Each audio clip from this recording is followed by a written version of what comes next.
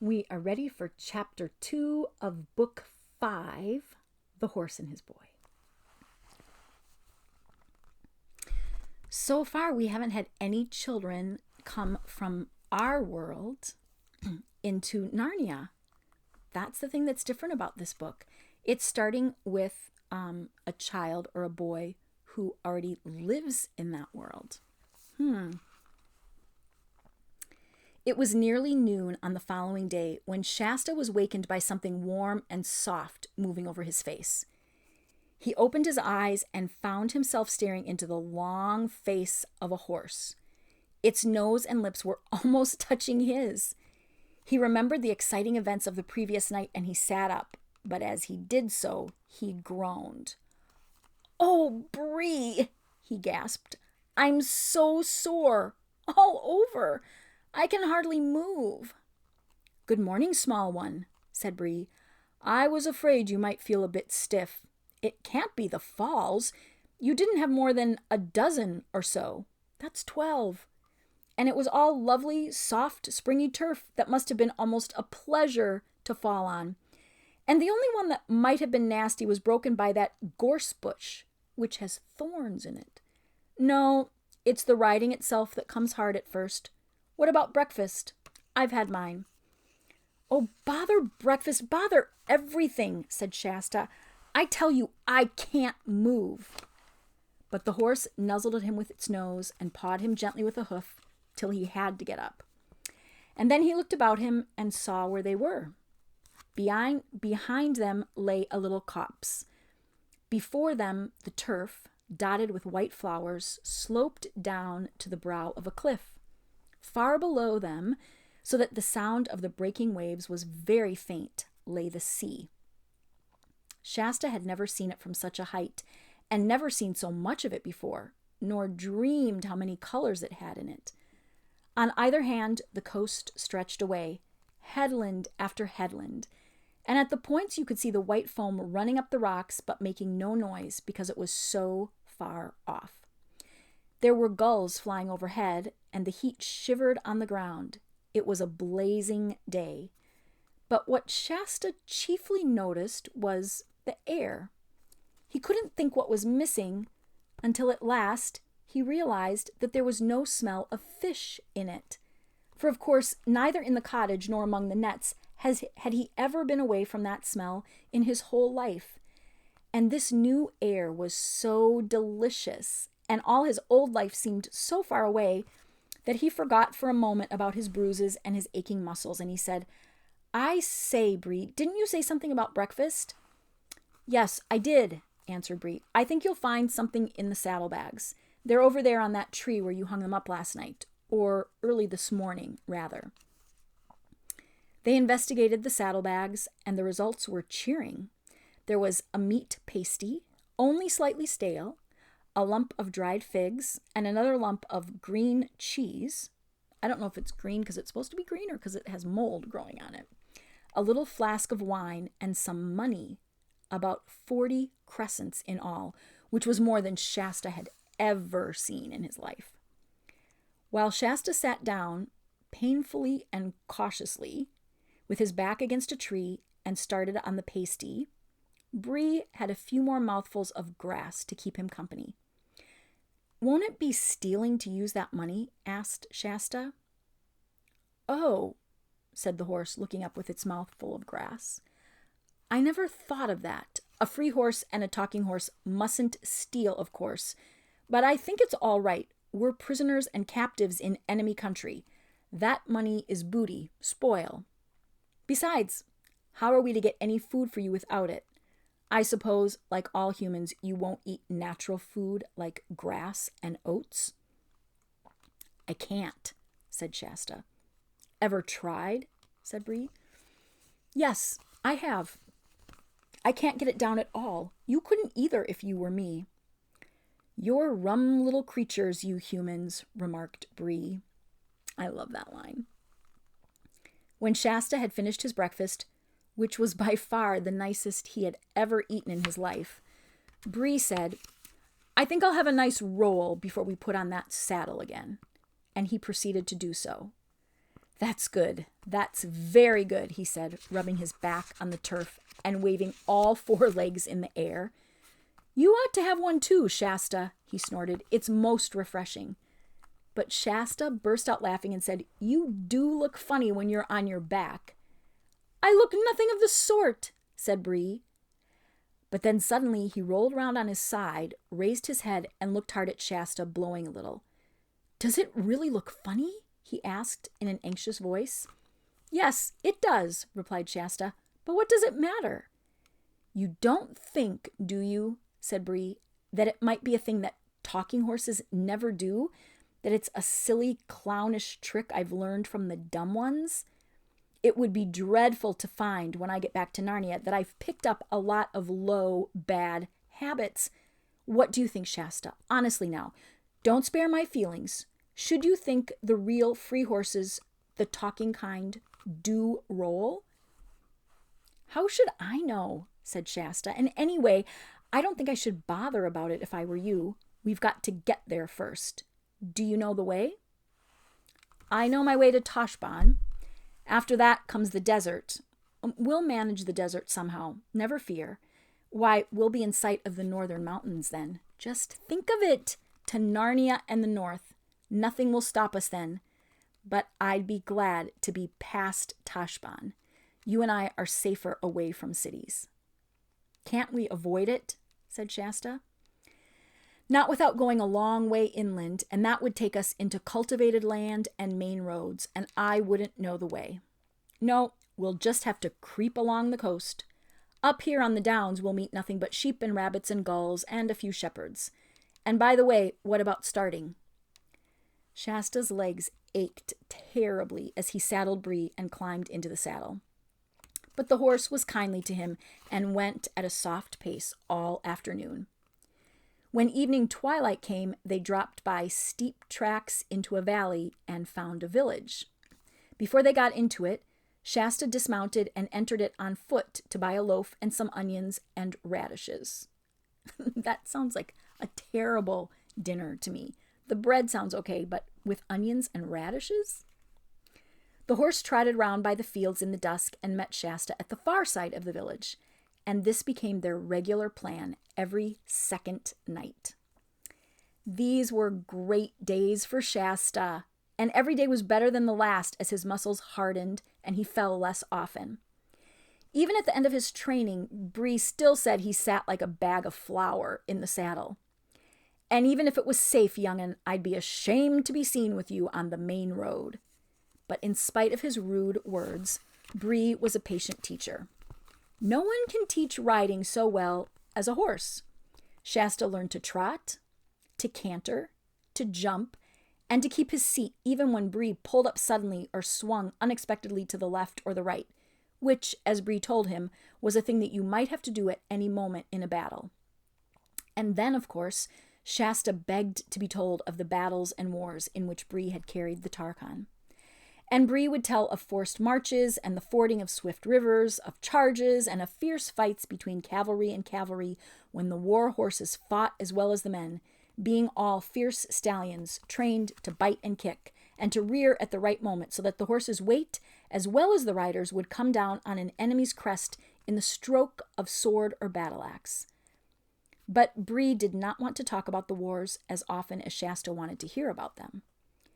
Don't speak of them, youngster, he would say. They were only the Tisrock's wars, and I fought in them as a slave and a dumb beast.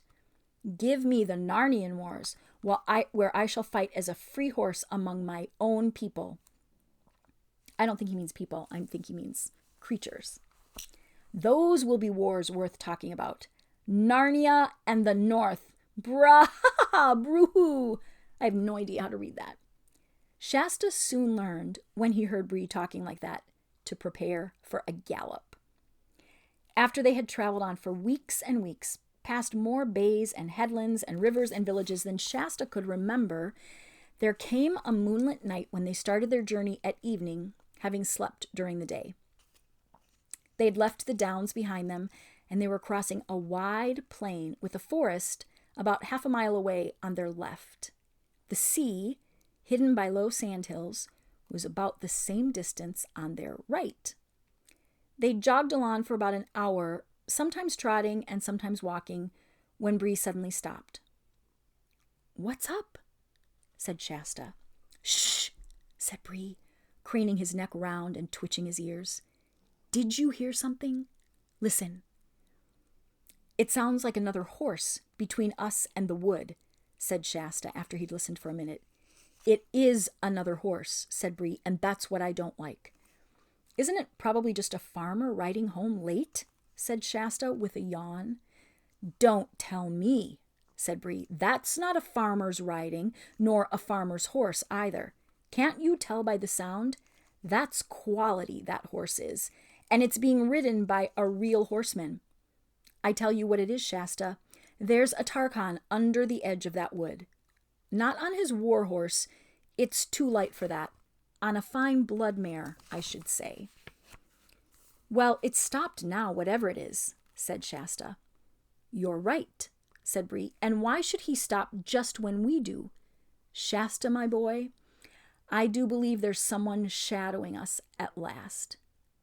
"What shall we do?" said Shasta in a lower whisper than before. "Do you think he can see us as well as hear us?" "Not in this light, so long as we stay quite still," answered Bree. "But look, there's a cloud coming up. I'll wait till it gets over the moon, and then we'll get off to our right as quietly as we can down to the shore. We can hide among the sandhills if the worst comes to the worst." They waited till the cloud covered the moon, and then, first at a walking pace, and afterward at a gentle trot, they made for the shore. The cloud was bigger and thicker than it had looked at first, and soon the night grew very dark. Just as Shasta was saying to himself, "We must be nearly at those sandhills by now," his heart leaped into his mouth because an appalling noise had suddenly risen out of the darkness ahead. A long, snarling roar, melancholy and utterly savage. Instantly, Bree swerved round and began galloping inland again as fast as he could gallop. "What is it?" gasped Shasta. "Lions," said Bree without checking his pace or turning his head. After that, there was nothing but sheer galloping for some time. At last, they splashed across a wide, shallow stream, and Bree came to a stop on the far side. Shasta noticed that he was trembling and sweating all over. "That water may have thrown the brute off our scent," panted Bree when he had partly got his breath again. "We can walk for a bit now." As they walked, Bree said, "Shasta, I'm ashamed of myself. I'm just as frightened as a common dumb Calorman horse. I am really. I don't feel like a talking horse at all. I don't mind swords and lances and arrows, but I can't bear those creatures. I think I'll trot for a bit." After a minute later, however, he broke into a gallop again. And no wonder, for the roar broke out again, but this time on their left, from the direction of the forest. "Two of them!" moaned Bree. When they had galloped for several minutes without any further noise from the lions, Shasta said, "I say, that other horse is galloping beside us now, only a stone's throw away." "All the better," panted Bree. "Tarkan on it. We'll have a sword. Protect us all." "But Bree," said Shasta, "we might just as well be killed by lions as caught. Or I might. They'll hang me for horse stealing." He was feeling less frightened of lions than Bree because he had never met a lion. Bree had. I don't know where Bree had met a lion, but somewhere. Bree only snorted in answer, but he did not sheer away to his right. Oddly enough, the other horse seemed also to be sheering away to the left, so that in a few seconds the space between them had widened a good deal.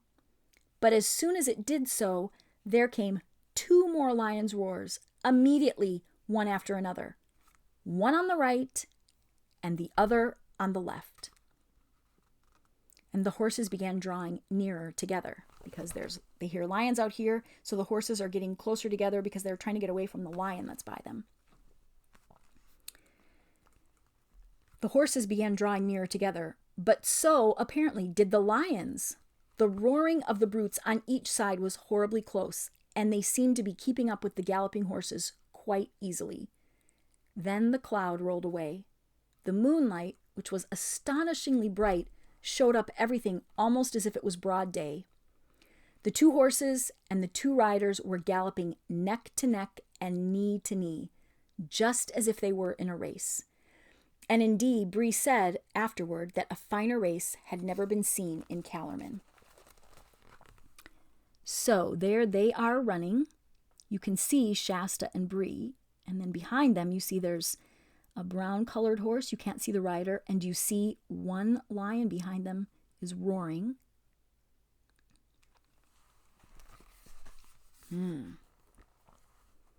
Shasta now gave himself up for lost, and he began to wonder whether lions killed you quickly or played with you as a cat plays with a mouse, and how much it would hurt. At the same time, one sometimes does this at the most frightful moments. He noticed everything. He saw that the other rider was a very small, slender person, male clad, so they had armor on, the moon shone on the male, and riding magnificently. He had no beard. Something flat and shining was spread out before them. Before Shasta had time even to guess what it was, there was a great splash, and he found his mouth half full of salt water. The shining thing had been a long inlet of the sea. Both horses were swimming, and the water was up to Shasta's knees. There was an angry roaring behind them, and looking back, Shasta saw a great, shaggy, and terrible shape crouched on the water's edge, but saw only one. We must have shaken off the other lion, he thought. The lion apparently didn't think its prey was worth a wetting. At any rate, it made no attempt to take to the water in pursuit. The two horses, side by side, were now well out into the middle of the creek, and the opposite shore could be clearly seen. The Tarkhan had not yet spoken a word. But he will, thought Shasta, as soon as we have landed. What am I to say? I must begin thinking out a story. Then suddenly, two voices spoke at his side. "Oh, I am so tired," said the one. "Hold your tongue, Hwin, and don't be a fool," said the other. I'm dreaming, thought Shasta. I could have sworn that other horse spoke. Soon, the horses were no longer swimming, but walking. And soon, with a great sound of water running off their sides and tails, and with a great crunching of pebbles under 8 hoofs, they came out on the farther side of the inlet. The Tarkhan, to Shasta's surprise, showed no wish to ask any questions. He didn't even look at Shasta, but seemed anxious to urge his horse straight on. Bree, however, at once shouldered himself in the other horse's way. "Bruha!" he snorted. "Steady there. I heard you, I did. There's no good pretending, ma'am. I heard you. You're a talking horse. A Narnian horse. Just like me." "What's it got to do with you if she is?" said the strange rider fiercely, laying hand on sword hilt. But the voice in which the words were spoken had already told Shasta something. "Why, it's only a girl," he exclaimed. "And what business is it of yours if I am only a girl?" snapped the stranger. "You're probably only a boy, a rude, common little boy, a slave probably, who's stolen his master's horse." "That's all you know," said Shasta. "He's not a thief, little Tarkina," said Bree. "At least, if there's been any stealing, you might just as well say I stole him. And as for its not being my business, you wouldn't expect me to pass a lady of my own race in this strange country without speaking to her. It's only natural I should." "I think it's very natural, too," said the mayor. "I wish you'd hold your tongue, Hwin," said the girl. "Look at the trouble you've gotten us into." "I don't know about trouble," said Shasta. "You can clear off as soon as you like. We shan't keep you." "No, you shan't," said the girl. "What quarrelsome creatures these humans are," said Bree to the mayor. "They're as bad as mules.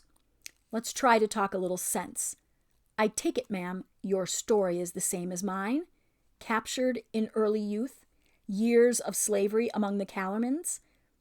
Too true, sir, said the mayor with a melancholy whinny.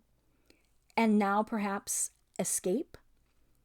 Tell him to mind his own business, Win, said the girl. No, I won't, Arvis, said the mayor, putting her ears back. This is my escape just as much as yours, and I'm sure a noble warhorse like this is not going to betray us. We're trying to escape, to get to Narnia. And so, of course, are we, said Bree. Of course, you guessed that at once.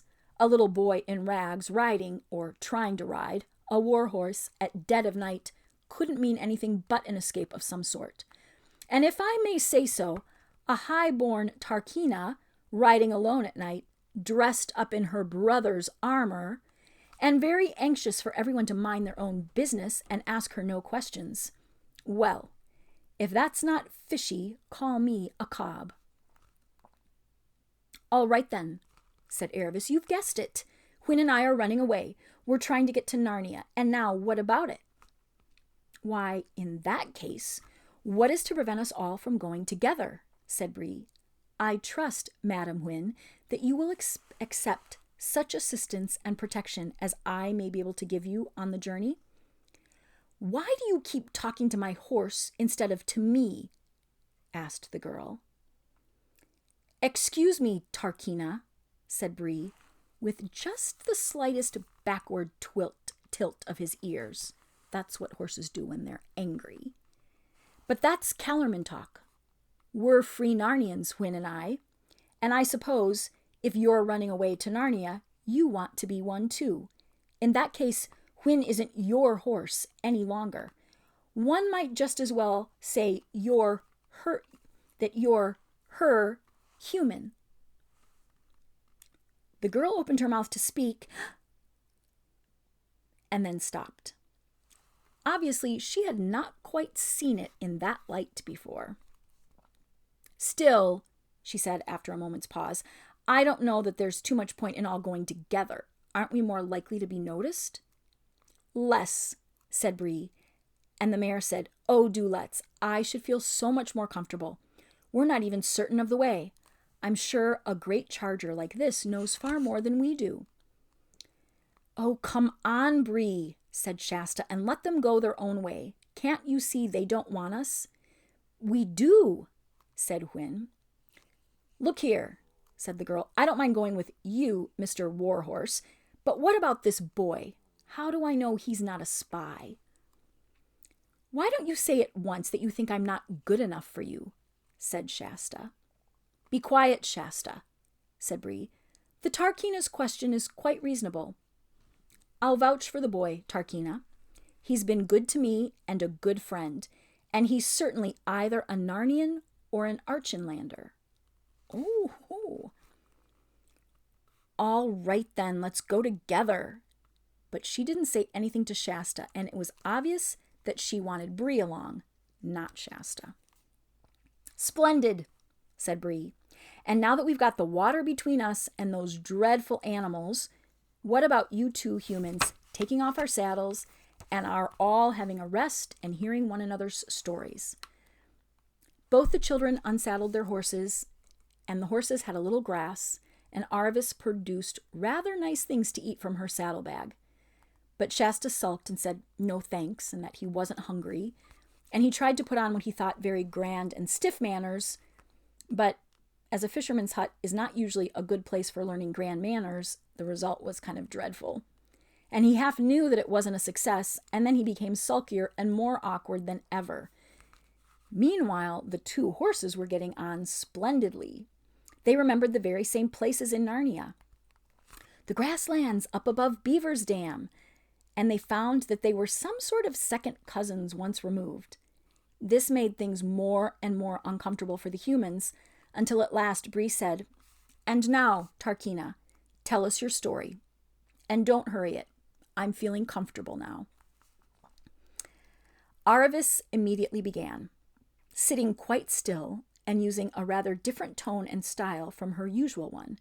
For in Calorman, storytelling, whether the stories are true or made up, is a thing that you're taught, just as English boys and girls are taught essay writing. The difference is that people want to hear the stories, whereas I never heard of anyone who wanted to read the essays. There is Arvis sitting down, getting ready to tell stories. And that's the end of chapter 2.